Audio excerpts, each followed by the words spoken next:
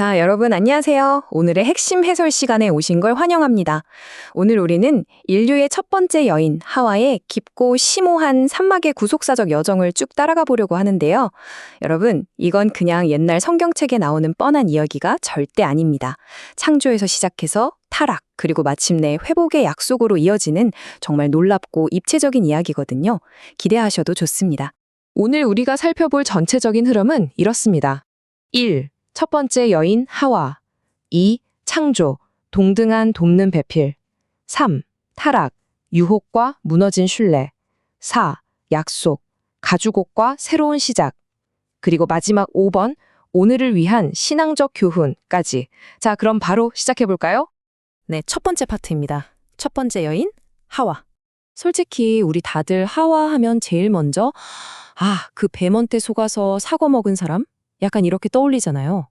그런데 창세기 3장 20절을 보면 완전히 다른 선언이 나옵니다. 아담이 그의 아내의 이름을 하와라 불렀으니 그는 모든 산자의 어머니가 됨이더라. 이게 무슨 뜻일까요? 그동안 우리가 가졌던 단편적이고 부정적인 이미지를 완전히 깨부수고 인류 구원사의 출발점에 선 그녀의 진짜 정체성을 보여주는 아주 중요한 구절입니다.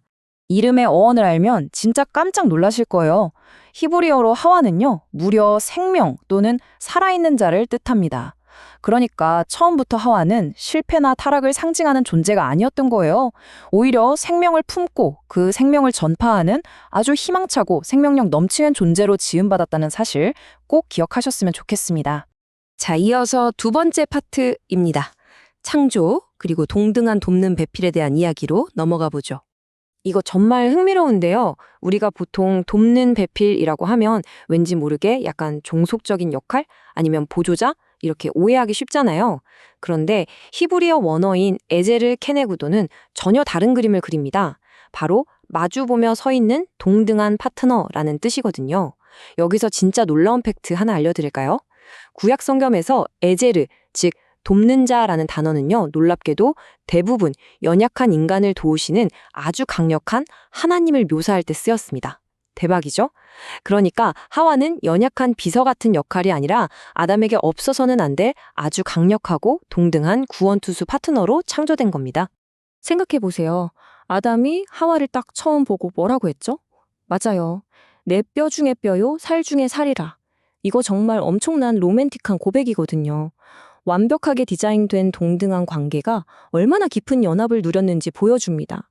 서로의 연약함, 심지어 벌거벗은 모습 그대로를 드러내면서도 전혀 부끄럽거나 두렵지 않았던 그런 가장 순결하고 친밀한 파트너십이었던 거죠. 이제 좀 무거운 이야기, 세 번째 파트인 타락입니다. 유혹과 무너진 신뢰에 대해 살펴볼게요. 정말 안타깝게도 이 완벽했던 평화에 금이 가기 시작합니다. 뱀이 하와를 유혹하는 과정을 가만히 해부해보면요, 진짜 소름 돋을 정도로 우리 일상하고 비슷해요. 아주 명확한 심리적 3단계를 거치거든요. 첫째, 마음에 아주 작은 의심의 씨앗을 슬쩍 심습니다. 둘째, 하나님의 말씀을 교묘하게 왜곡하죠. 그러고 나서 마침내 셋째, 하나님과의 신뢰를 완전히 끊어버리는 불신의 행동으로 이끌어갑니다. 그러니까 여기서 우리가 죄의 본질을 아주 정확히 꿰뚫어 봐야 합니다.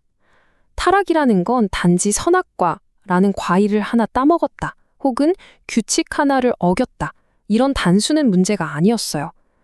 본질적으로 그것은 생명의 근원이신 하나님을 향한 깊은 신뢰가 완전히 산산조각난 관계의 치명적인 무너짐이었습니다.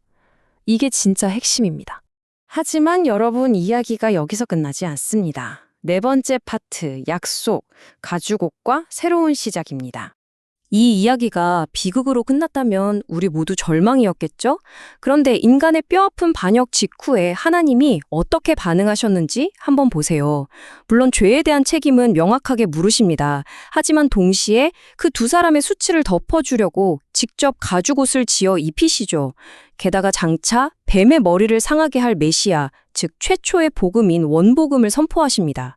훗날 아들 셋을 통해 완전히 새로운 시작을 열어주시는 걸 보면요, 결국 우리의 엄청난 실패조차도 하나님의 그 집요하고 압도적인 은혜를 이길 수는 없다는 걸 알 수 있습니다.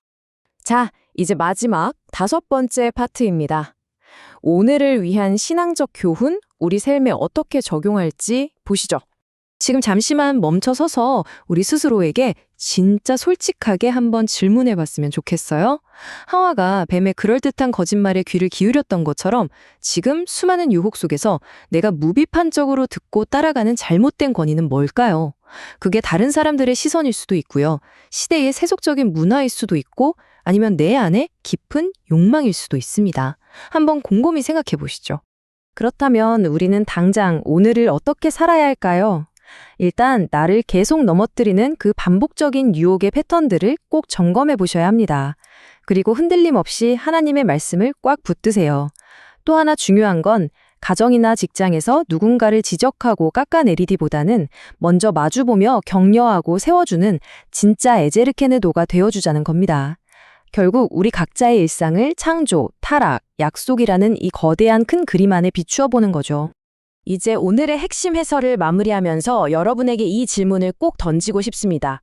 하나님은 그 끔찍한 타락 직후에도 가죽옷을 지어 입히시며 인간을 절대 포기하지 않으셨습니다.